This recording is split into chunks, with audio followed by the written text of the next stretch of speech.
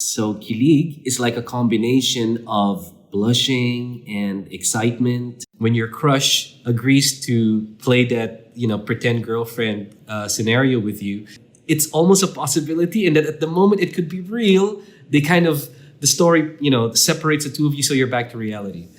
Yeah. I think the closest English word would be like torture. You know?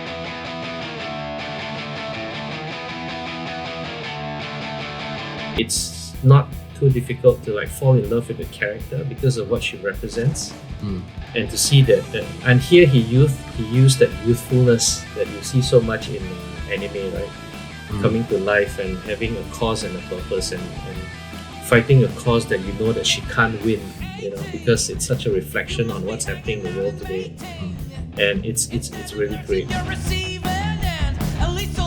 What I really enjoyed about Pompoko was, and I never understood this, and I have to read up on this, using the balls of this raccoon, and the balls, the biological balls. Yeah, the biological balls of this. Yeah. And I remember so clearly. I was watching this with my son for the first time, and I think he was like 6 or 7 years old back then. And when the balls came out and they were using these balls as weapons, and he's like, "Dad, are those balls?" And I'm like, "Yeah."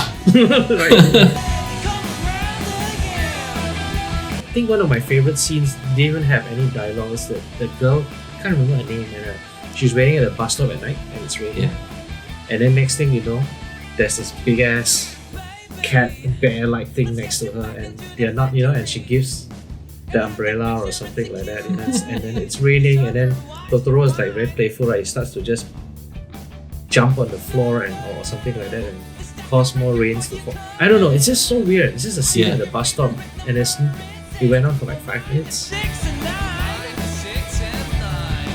The conversations, especially at the tail end where they had a school reunion, and just that dialogue, right? That dialogue in the Japanese restaurant when half of those guys got drunk and they were like teasing about their high school crushes and all that stuff.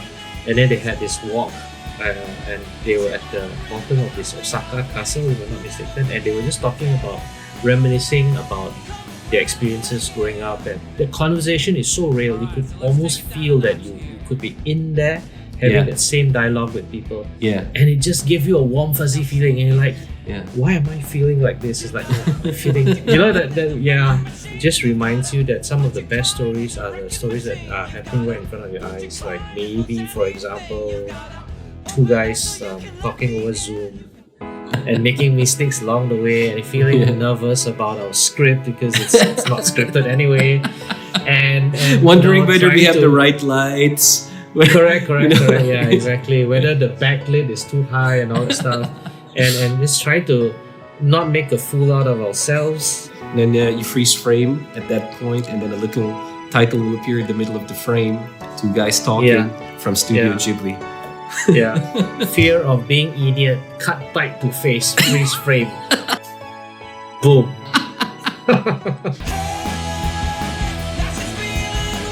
This is my personal interpretation, so I can't say if it's true. But what he was probably trying to do is he's trying to address a big problem in the world today, and it's called labeling. And we live in a society where we don't see people beneath the labels that we have attached them to. Black versus white, rich versus poor, Democrats versus whoever, left, conservative, right-wing, liberal. So we have all these labels that we put, and these labels cause us to just look at the labels, and we don't see the people behind the labels, and then we start hating the person because of the label. And we don't think deeply enough about who is this person that we're confronting. And that leaves us no room for dialogue, because we refuse to see the humanity behind a label that is opposing my label, my beliefs. If only we could learn stuff like that from movies like this, it might help us to have dialogue with people who have totally opposing views with you. To sit on a table, to have tea, to have a beer, to have a teh tarik or whatever, and just to speak from our commonality, to celebrate our commonness, and that's what I felt from The Wind Rises after I've seen it. think what also blew me away was the castle itself, the moving castle. It reminded me of the complexity of Spirited Away's bathhouse.